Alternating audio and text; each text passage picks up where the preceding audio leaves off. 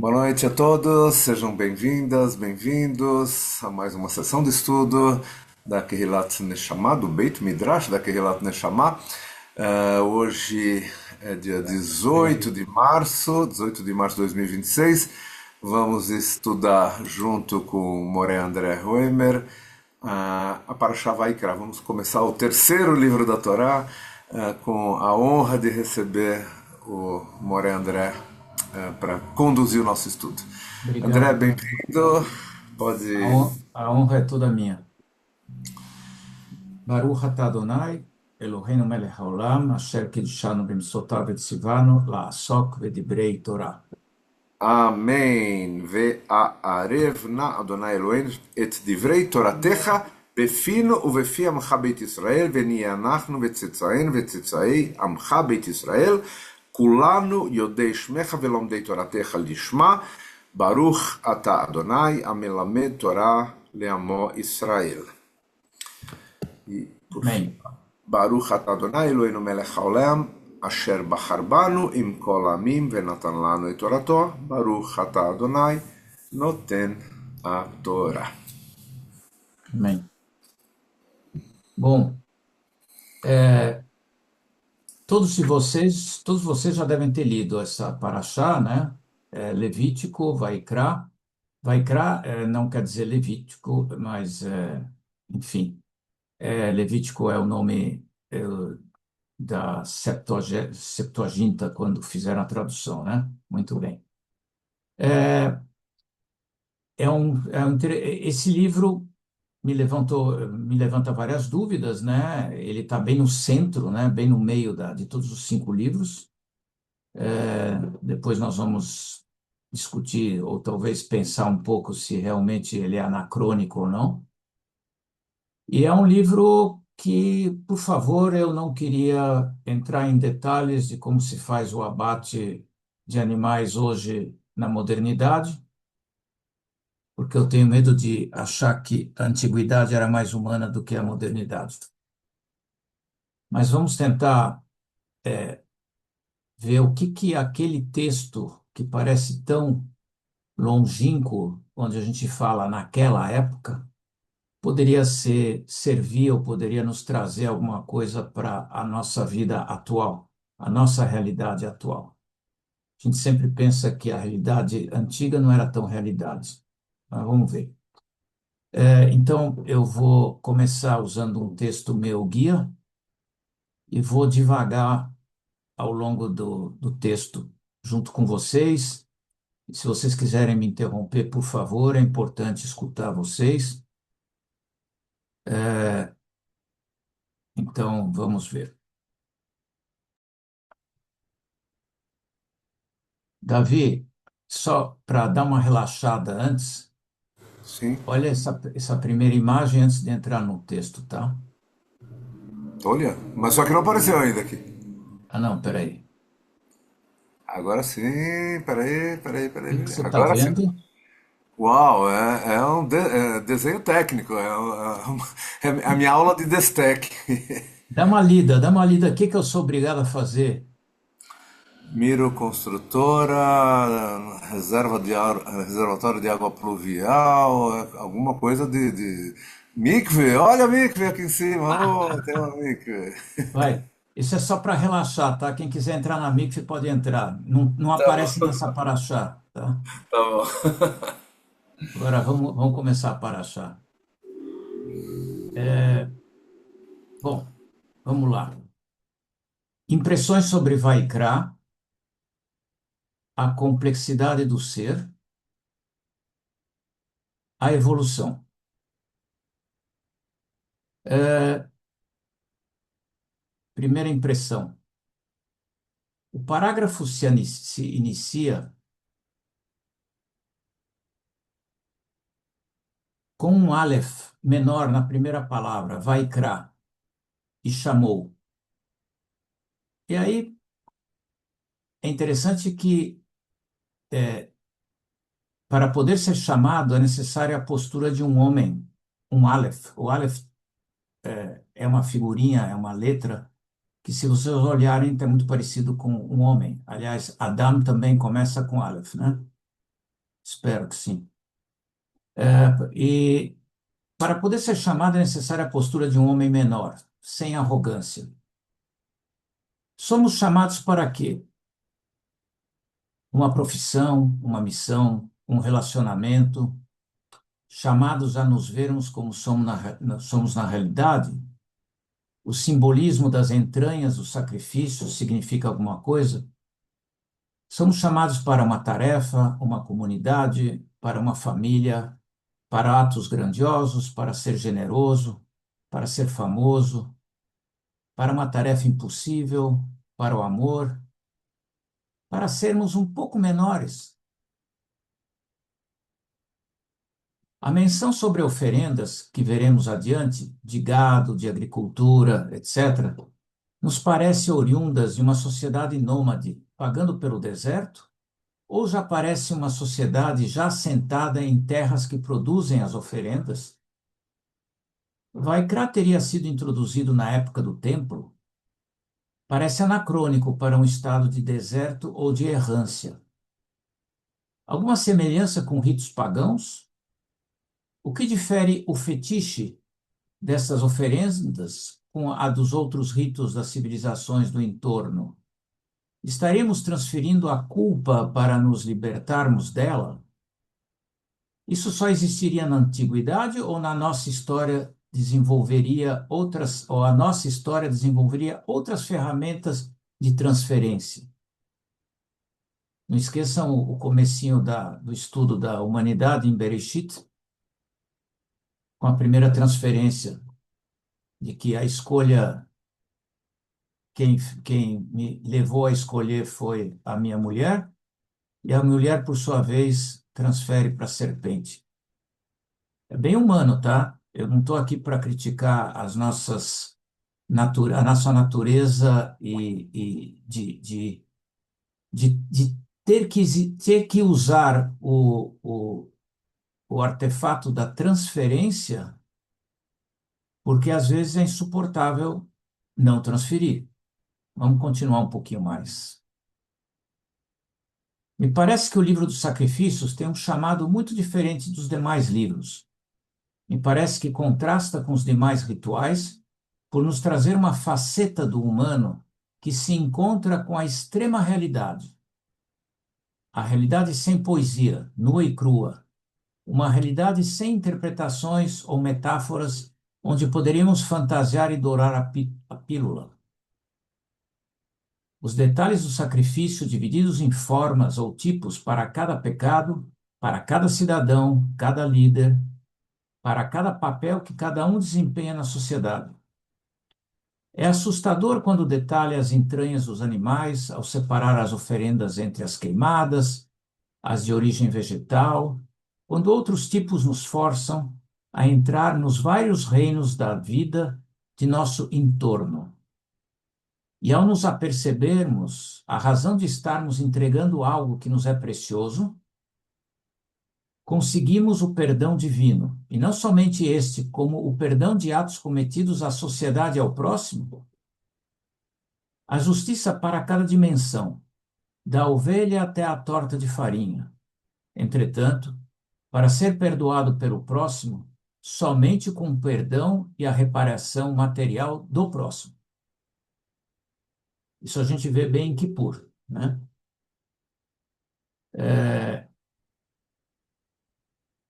Me pergunto se toda essa estrutura detalhada de lidar com a culpa não é justamente um exercício que nos leva a pensar se um trabalho de diálogo e empatia diretamente com os nossos próximos nos leva a uma abertura à escuta e ao entendimento, preferível a todo esse arcabouço que beira um estado de idolatria. Tem vários comentários de Maimônides, não trouxe eles, mas podemos aí pescar, se alguém chegou a estudar, pode trazer aqui. Será que a mensagem de um Aleph menor, respondendo a um chamado, expõe um paradoxo com o próprio ritual dos sacrifícios de animais? Se aprendêssemos a sermos menores, precisaríamos sacrificar e transferir a outrem a nossa culpa? Nesse sentido, será que o chamado principal não é o que nos traz a sermos menores e humildes e reconhecer que nosso Criador quer que justamente possamos dialogar com todos e tudo, incluindo o nosso próprio interior, e reconhecermos nossos erros e acertos a fim de provocar-nos o autoaperfeiçoamento e principalmente a nossa reintegração à comunidade, a beleza da falibilidade humana. Esse capítulo não nos induziria a usar nossa razão para melhorarmos o mundo e a sociedade, ao invés de dissecarmos animais ou fetichizar oferendas para sermos ouvidos por Deus? Penso que esses rituais seriam os primeiros passos a um exercício de significação através de nossas oferendas. Talvez nos colocarmos no lugar do sacrificado nos obrigaria a nos olharmos a nós mesmos e nos levar ao nosso próprio entendimento e reeducação, o que chamamos de techuvá. Para isso, a reza, a poesia litúrgica e principalmente o estudo da ética humana retratado no processo de dialética na era do Talmud, tomaram lugar dessas oferendas. Tudo isso é uma evolução. Acredito que a introdução desses textos que descrevem os rituais da época tem o objetivo de nos transportar para esse cenário e nos perguntarmos se precisamos de tudo isso para criar vivência que nos faça descer de nossos pedestais para que reequilibremos nossa relação com o Eterno e sua criação. Agora, para com nossos próximos, só nos resta a responsabilidade, a escuta e o perdão. Bom, essa é a introdução. Alguém gostaria de dar um insight, o que enxergam nesse texto, o que enxergam nas oferendas, o famoso chamado? Eu praticamente me fixei na primeira palavra. E o significado do Aleph pequeno. Me parece, a Torá é tão fantástica, que ela nos convida sempre a nos perguntar e a pensarmos. A primeira palavra com Aleph menor, que indica um homem menor, é um paradoxo em relação a tudo que vai ter no resto do texto? É um paradoxo ou não é um paradoxo? Se o homem fosse menor, ele não precisaria de todo esse arcabouço? Ou é insuportável ter que lidar com algo não conquistado, seja com pessoas, seja material, seja tudo aquilo que eu falei, uma profissão, onde a gente pegaria um animal, colocaria a mão na cabeça dele, entregaríamos na nossa frente para que ele fosse cortado o pescoço, mesmo que fosse uma maneira a menos indolor de sacrificá-lo. Os sacrifícios são vários aí, tá? Eles falam de vários tipos de oferendas, como eles falam de pecado, se você errou, tem pecado quando foi involuntário, depois tem não só pecado, uma grande outra maioria é de agradecimentos. Agradecimentos. E quando a gente agradece, a gente fica menor. A gente fica menor. E aí eu acho que é esse o convite que essa paraxá nos traz. Não é entrar no detalhe de como é que era o animal, o que eles faziam, se cortavam, se tiravam o rim, o fígado, etc. É para nos convidar a sermos espontâneos, a dar um pedaço de nós para que sejamos menores, para que possamos conseguir crescer. Todo crescimento convida a uma troca ou uma pequena perda. Todo crescimento. Qualquer criança, qualquer adolescente, qualquer adulto, é impossível imaginar que a felicidade das pessoas se encontra sempre num sorriso. A felicidade das pessoas se encontra também em lidar com um sacrifício, uma perda. Eu acho que essa paraxá nos convida, como todo o resto do livro, a vivermos em sociedade, saber o nosso tamanho, o nosso lugar, a hora que temos que dialogar, a hora que temos que respeitar o próximo, respeitar o vulnerável, entender que todo o nosso conjunto de sociedades e de amigos são falíveis. E a beleza nisso. Ninguém aqui está convidando ninguém para ser super-homem e muito menos querer ser Deus. Ao contrário. Não sei, acho que a minha mensagem é essa. Sou ouvidos. Quiserem completar alguma coisa?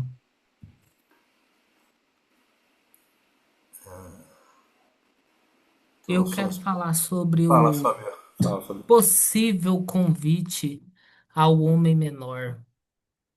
É, na Paraxá é descrito que a pessoa leva o animal, põe a mão sobre a cabeça dele e tem todo aquele rito.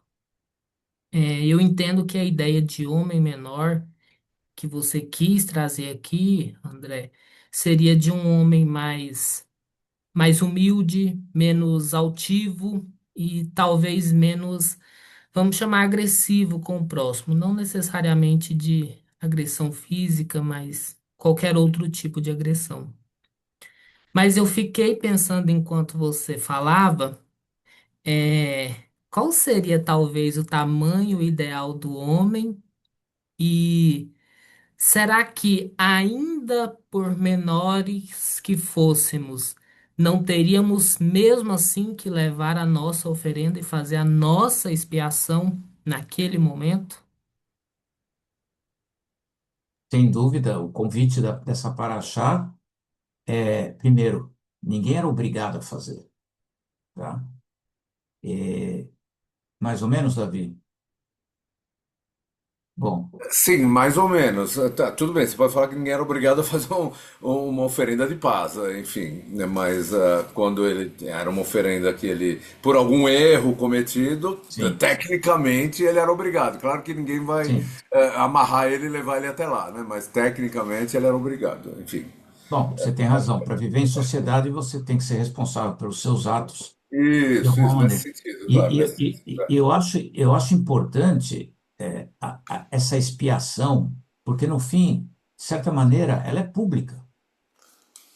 E isso me lembra muito o Yom Kippur, que, que quando a gente pede perdão por, não perdão ao próximo, o próximo, cada um vai fazer o seu com cada um.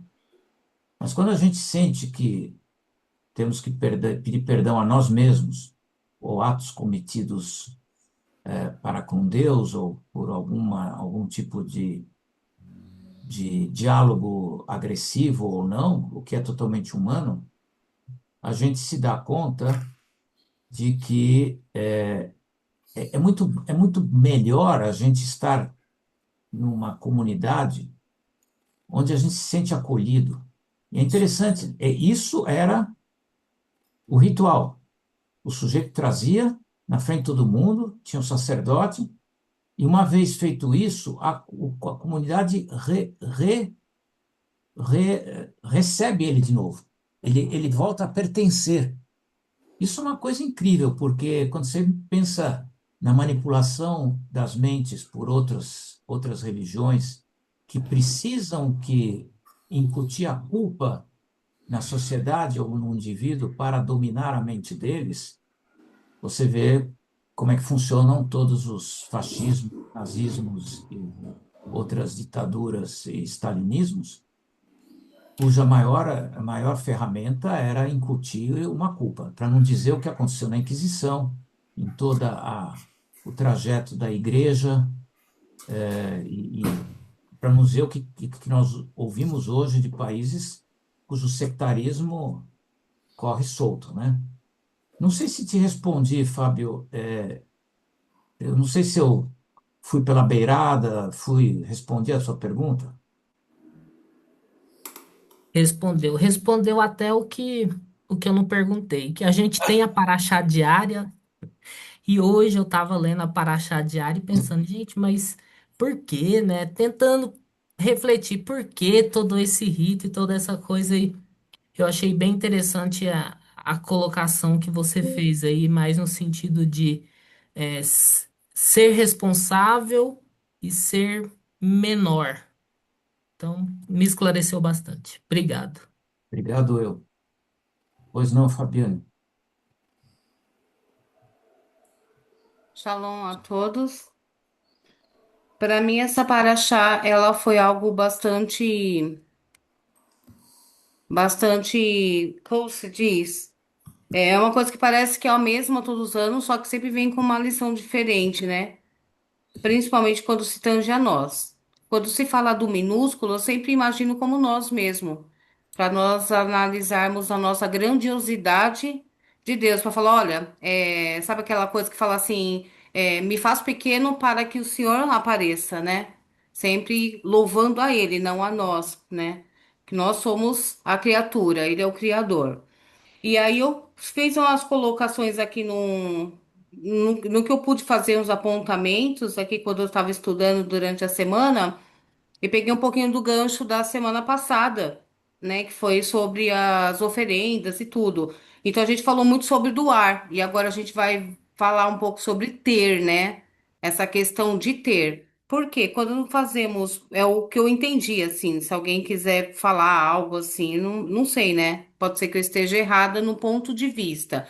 Mas quando vamos fazer uma oferenda, antigamente eles faziam e a pessoa, eu imagino, pelo menos com a gente, né, olhar e ter que nós mesmos colocarmos lá o animal, tudo, né, colocar a mão sobre a cabeça, né, essa parte eu nunca entendi muito ao certo, porque a mão sobre a cabeça do animal, né, mas eu acho bastante interessante e depois imolar e tudo mais e ver um animal que não tinha nada a ver com os meus erros sendo sacrificado. Mas tudo isso aí era levado para levar o quê? Uma aproximação entre eu e Deus.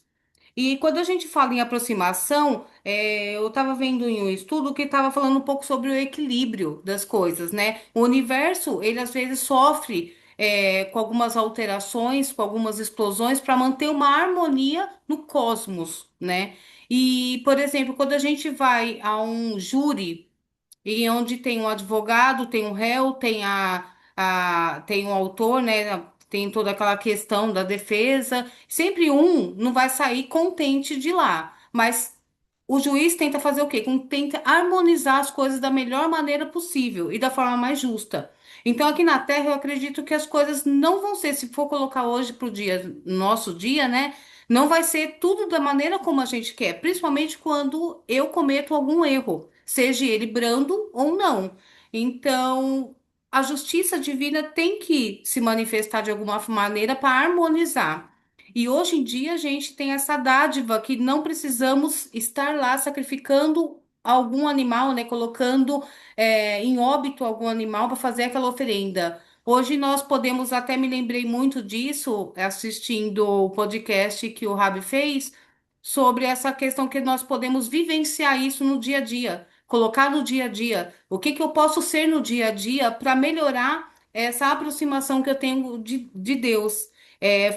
Fazer essa ruptura sem eu precisar ir lá e sacrificar o animal. Então, assim, essa aproximação, né, esse corban que faria antes, eu faço no dia a dia, né, fazendo as rezas, mas também ajudando um próximo, repensando nas minhas atitudes. E quando alguma coisa não vai bem para mim, eu sei que eu sou pequena, que eu sou pequenininha. E que se não vai bem para mim, naquele momento eu não tô achando justo comigo, mas eu sei e entendo que o Eterno está fazendo o melhor, que é tudo para harmonizar a questão meio que, digamos, a questão meio que, não sei bem a palavra, mas é para harmonizar uma questão meio que invisível, que a gente não percebe, mas precisa ser harmonizada, aquilo precisa ser sentido. Sabe quando a gente sente um mundo meio caótico? Às vezes é para harmonizar coisas que não está sendo harmonizada. e fala, ó, deixa virar o caos, deixa ter essas guerras que tá tendo, deixa, eu vou permitindo até onde dá. Vocês são pequenos, vocês não estão entendendo, mas uma hora as coisas vão apaziguar e vai se nivelar, porque vai chegar numa harmonia onde precisa ser chegada.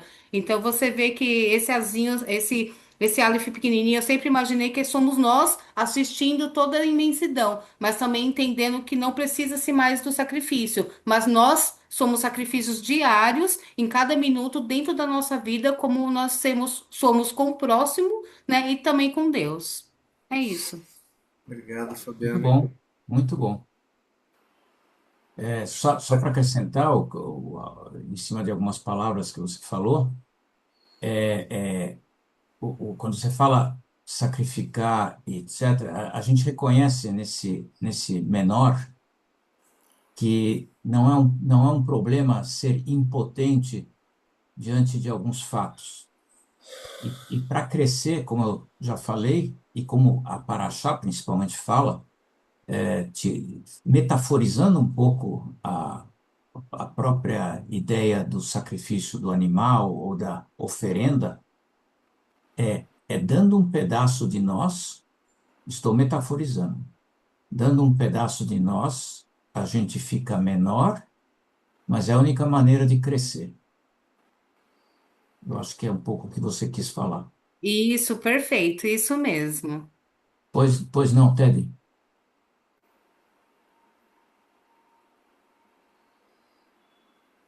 Fala, Ted. Acho que ele tá com dificuldade de abrir o microfone.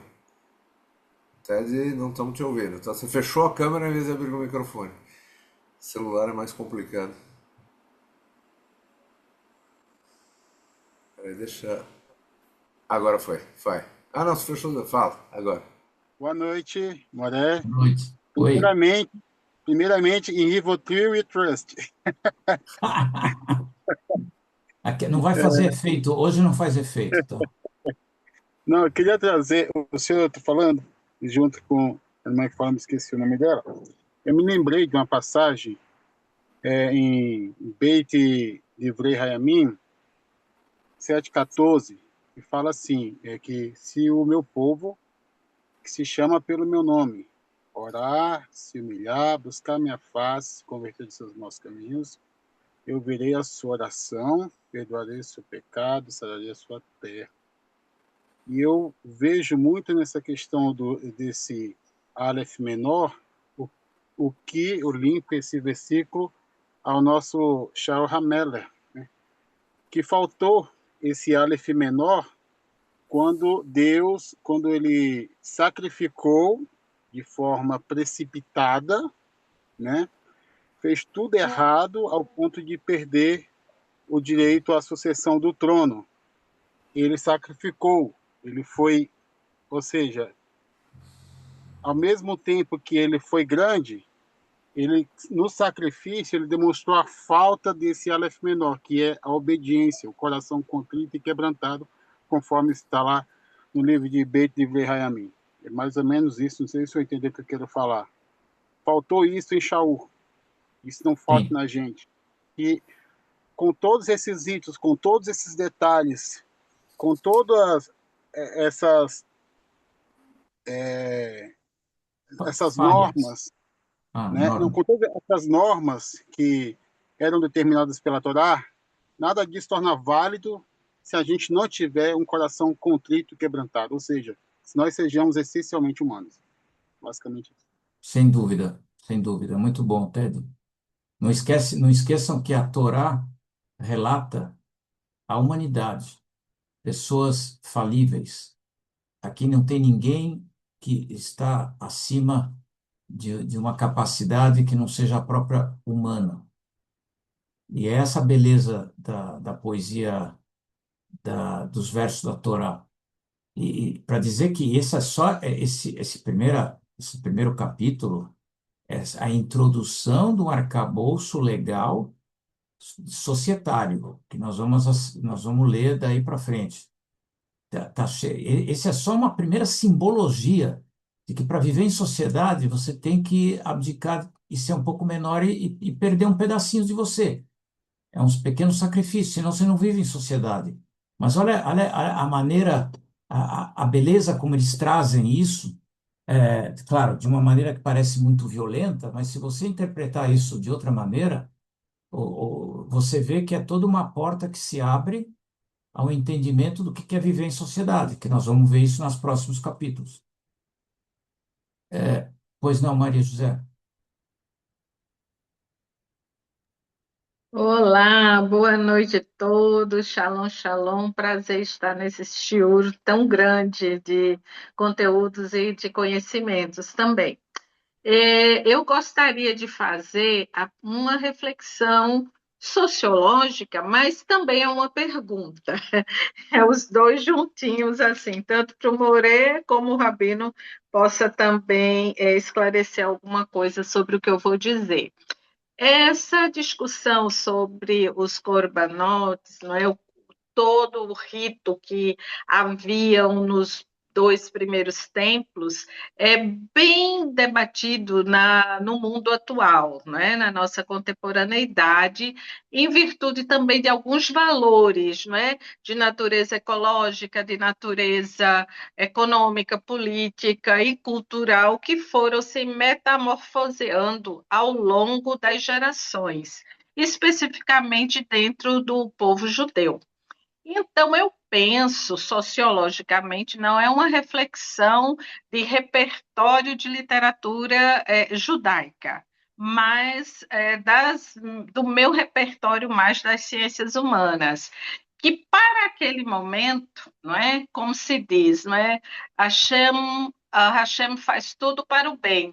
Naquele momento que a cultura judaica, que o povo estava na sua grande trajetória ainda, que ainda estamos numa grande trajetória, e aquelas culturas ao redor do povo judeu, e que o povo judeu também estava dentro daquelas culturas diversificadas,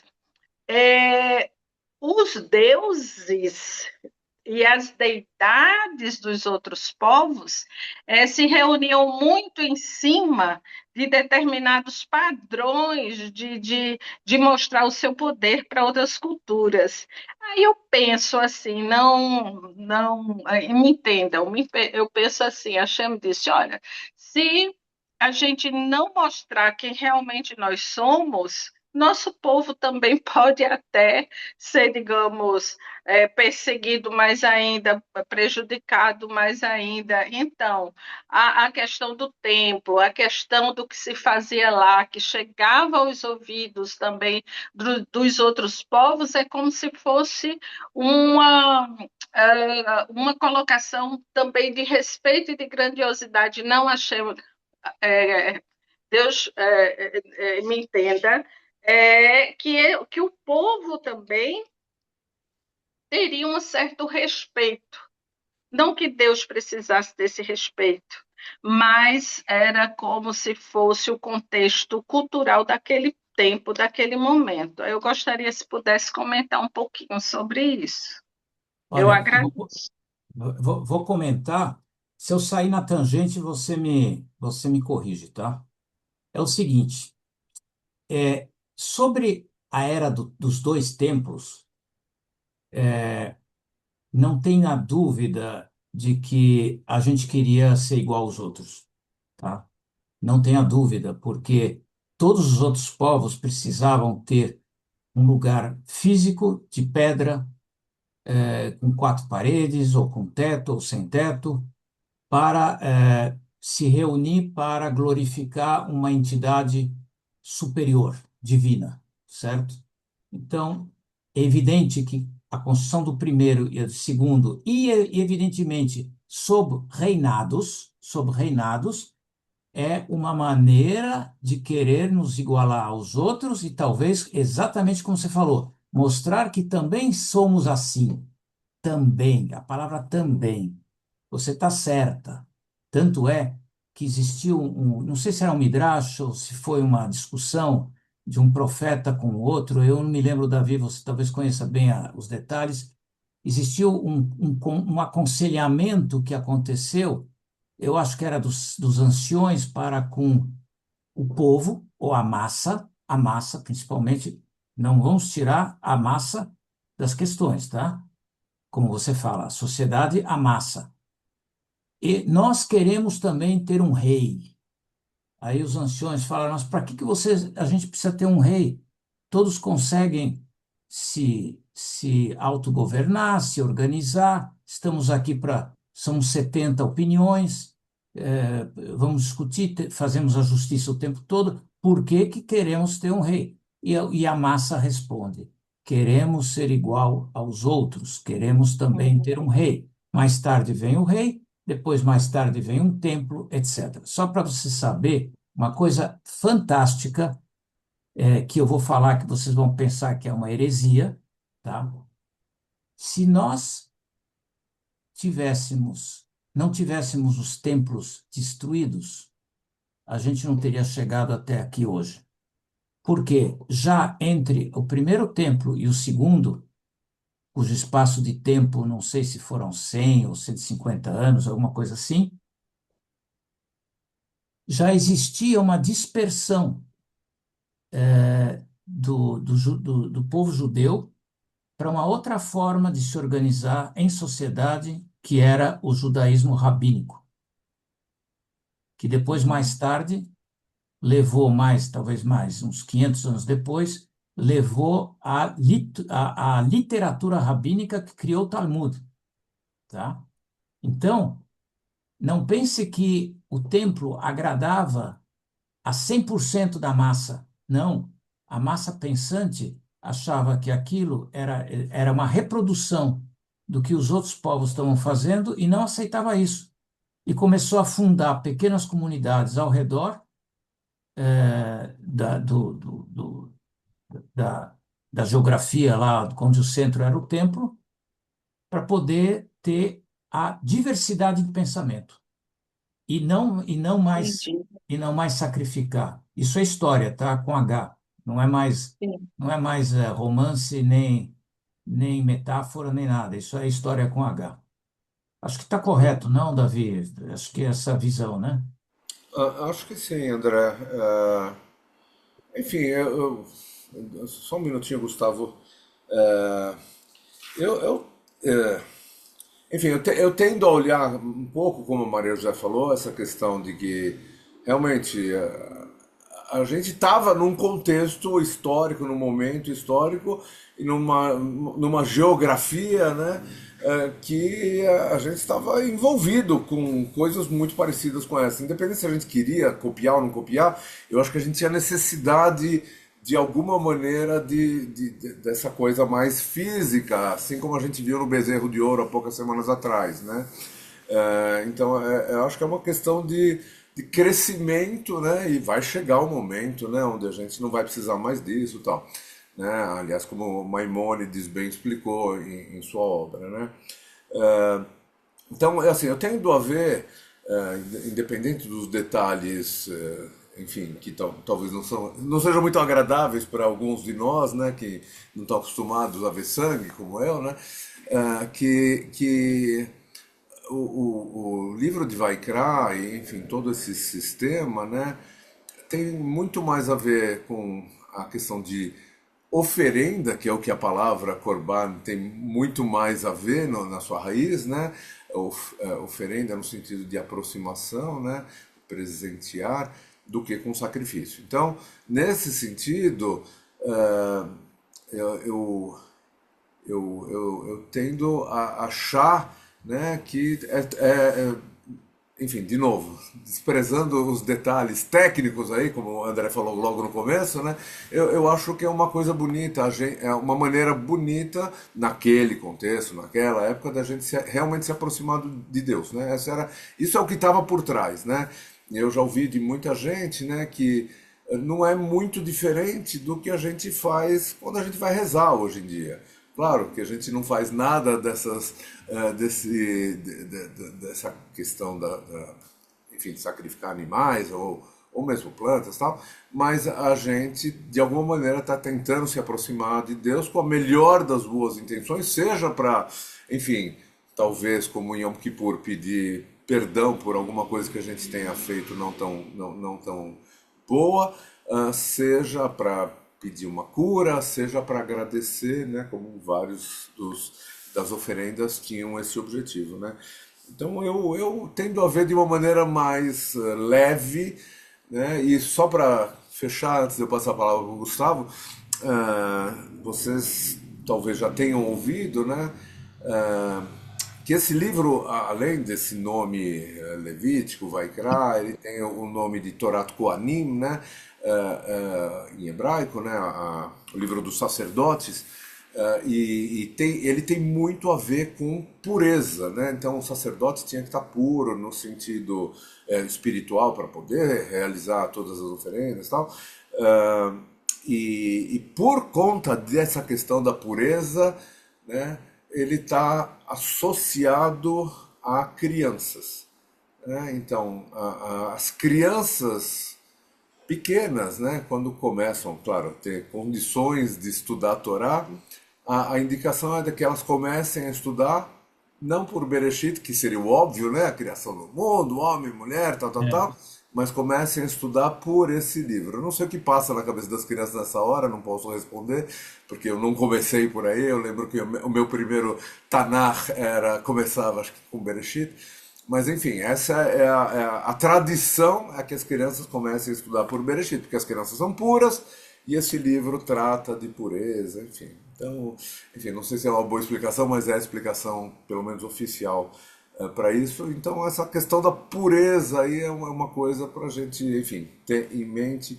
E eu diria, eu traduziria a pureza, só para terminar de vez, eu ligaria muito com kavaná. Então, fazer isso de uma maneira com uma boa intenção. Assim como a gente tem que rezar com uma boa intenção, a ideia é que você trazia a oferenda com uma boa intenção. Gustavo.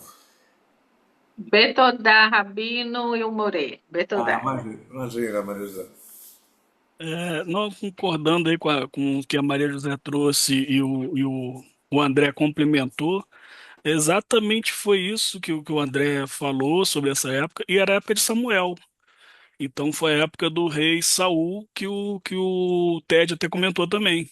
Tem tudo a ver exatamente isso, com esse contexto que o André colocou, e eu achei assim bem legal porque ele seguiu, né, a linha de pensamento da Maria José ali e na verdade até e caminhou até para essa questão que o Ted trouxe sobre o rei Saul, né, que ele se perdeu nesse ponto. Mas é isso, era só para complementar que foi o Samuel, o André, a época do profeta Samuel. Boa, boa. Eu não sabia, não me lembrava. Muito bom, Gustavo. Bom, Eu, é, só para reforçar um Gustavo? pouquinho, se eu não me engano, passado esses detalhamentos aí que a gente não entra aqui no detalhe, esse livro é todo um livro de regramentos de vida em sociedade, tá? Sim, não, Mais ou menos, eu diria.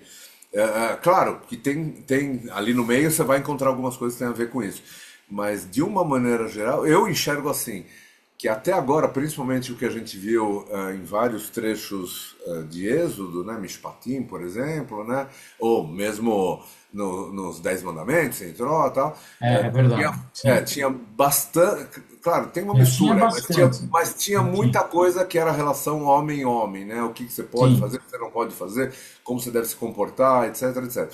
E agora, nesse momento, eu enxergo, em geral, claro que tem exceções, mas em geral, que esse é um livro muito mais voltado para o relacionamento homem-Deus, o Ah, vertical.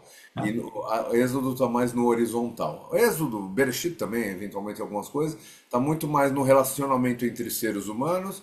E agora a gente está falando no relacionamento homem-Deus, Deus-homem, né? Assim que eu tento a Sim. dividir de uma maneira muito simplista, é verdade, mas Uhum.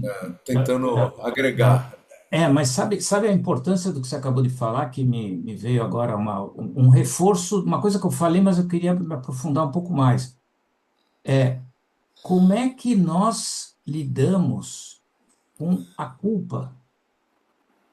Eu acho que isso é importantíssimo na nossa visão de mundo, porque a gente se limpa, se limpa. não é que isso fica te torturando. A hora que você faz a oferenda, você fica menor, mas você nasce de novo.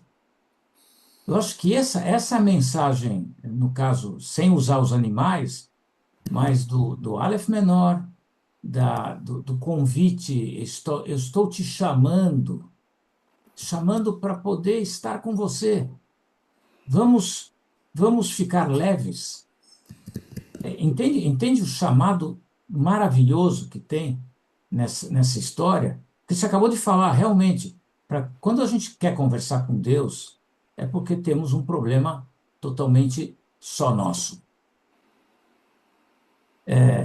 Porque com o próximo a gente resolve com o De outra próximo, maneira. como você falou.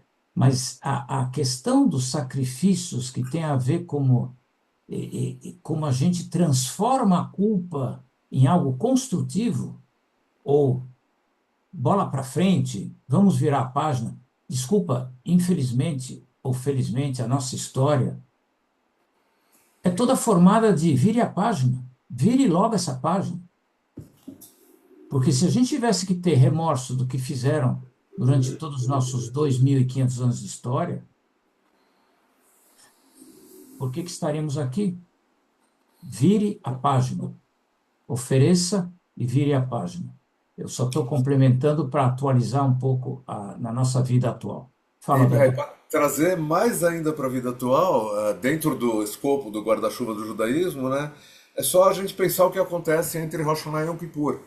Né? São os 10 dias de arrependimento. A gente não vai lá fazer sacrifício, mas a gente Sim, vai se conscientizar de tudo aquilo que eventualmente a gente não tenha feito que não tenha sido tão legal.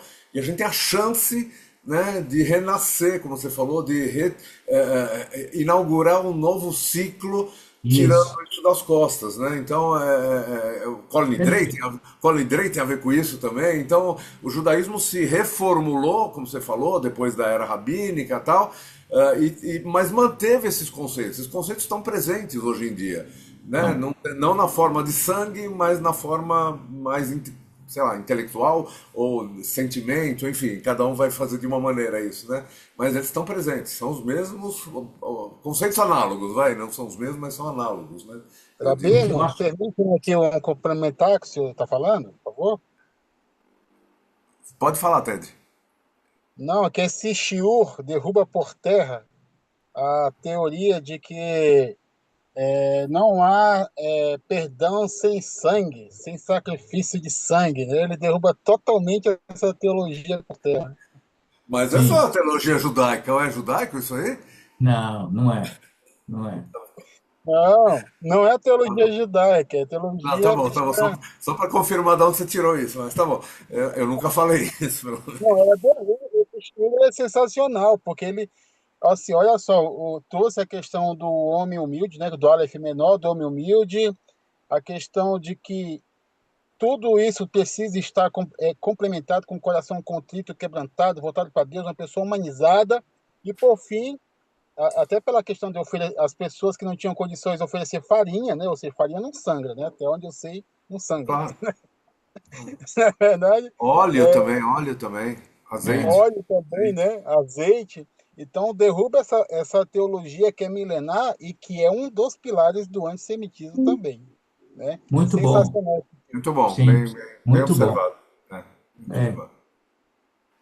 Ted, obrigado. Tá bom, deixa eu aproveitar que tem um intervalinho aqui. Depois, se mais eu, alguém quiser eu, fazer uma pergunta, faça. Não, eu não, terminei. mais um minutinho. De repente alguém vem mais alguma ideia. Só para lembrar das coisas que estão vindo aí pela frente, para não esquecer. Nessa sexta-feira, ou seja, depois da manhã, eu e a Bárbara estaremos lá no Residencial Einstein, na Vila Mariana. Se alguém quiser participar do Kabbalat Shabbat, será muito bem-vindo. Os nossos residentes ali, centenários, adoram quando tem jovens como nós, né, ou mais jovens do que eu, alguns aqui, né, enfim, fazer um carinho para eles, né? Uma forma da gente retribuir tudo que eles trouxeram para a nossa comunidade ao longo de dezenas de anos, né? No sábado de manhã, 9h30, temos Shabbat, Shacharit Shabbat Vaikra. vamos falar um pouquinho mais sobre essa paraxá, com outra visão de outra pessoa, e vamos ler o começo da paraxá, né? Então, um momento especial do calendário, né? Enfim, que a gente inicia a leitura de um livro novo. Na sexta-feira seguinte, agora já estou no dia 27 de março, a gente tem o Kabbalat Shabbat Neshama. Amanhã cedinho vai sair o convite para todos, enfim, com todos os detalhes. Todos convidados. O Kabbalat Shabbat Neshama vai ser na Rua Bahia 1260, dessa vez também, como o último, mas já isso vai ser enviado depois, mas já saibam disso, para ninguém ir no lugar errado. E por fim, só para não esquecer, quem já se inscreveu, não deixe de anotar na agenda, nosso Seder de Pessah comunitário no dia 4 de abril. A gente hoje, com muita alegria, encerrou as inscrições, porque a gente chegou no número máximo que a gente tinha se proposto a receber no Seder, e contratamos o buffet, já tudo, né? Então tinha um limite. Hoje a gente até passou um pouquinho disso, então encerramos as inscrições. Se alguém ainda quiser participar, me avise, porque a gente vai ficar de olho. Eventualmente alguém mude de ideia, desista, ou tem algum problema e não possa vir, a gente vai avisar para que mais alguma pessoa possa fazer parte disso. Vai ser um Seder lindo, tenho certeza absoluta, com muita música, muita kavaná, muita reza, claro, e algumas atividades diferentes que estão sendo propostas, né? Então acho que vai ser bem bacana, estou muito feliz que a gente vai conseguir fazer isso. O Seder de Pessah vai ser no Dror, tá bom? Para quem já se inscreveu e já sabe, vai receber também, mas vai ser no Dror, tá bom? Acho que é isto que eu tinha anotado. Se alguém tiver mais alguma dúvida, observação, reflexão, pergunta,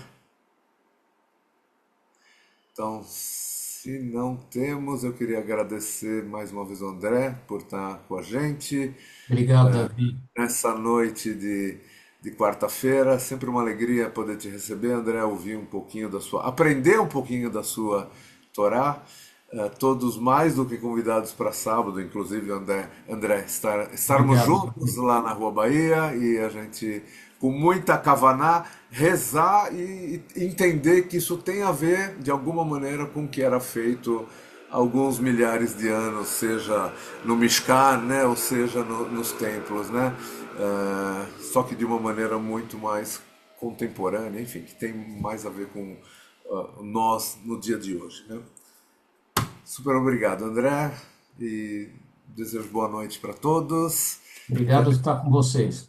que a gente possa estar juntos em breve, estarmos todos juntos em breve. E que haja paz em Israel, paz no mundo todo. A gente não quer, como eu comecei falando, né? Hoje a gente teve uma discussão no grupo de frequentadores, né? Sobre a validade ou não de tudo que está acontecendo na região agora, né? E obviamente a gente quer a paz, é óbvio que a gente quer a paz, mas dentro de um contexto que a gente se sinta seguro, né? Então acho que a questão da segurança, a insegurança que a gente está vivendo em Israel há muitas décadas, né? Para a gente parece bobagem, né? Nós estamos aqui a milhares de quilômetros e não está muito preocupado se o Irã vai ter armas nucleares ou não vai ter armas nucleares. Provavelmente não vai nos atingir tão logo, né? Mas para quem mora a alguns poucos mil quilômetros do centro de todo esse problema e sentiu tudo que a capacidade que eles têm de armar outros grupos em volta deles, sabe que essa guerra, por mais difícil que seja falar, não, queremos fazer guerra, né? Por mais difícil que isso seja, ela tem um motivo muito forte por trás, e a gente quer que termine logo, mas que a gente viva com segurança, com paz daqui para frente. Essa é a ideia. Tá bom? Shavua Tov para todos. Shabbat tov. Um Shabbat abraço. tov. Boa noite. Obrigado, Boa Moré. noite. Boa Obrigada, noite. André. Obrigado a vocês. Tá doida. Shabbat Tov, Yael. Bom te ver também. Muito bem, muito bem. Boa noite. Boa noite, boa noite. Boa noite. Muito bom. Não consigo, não consigo.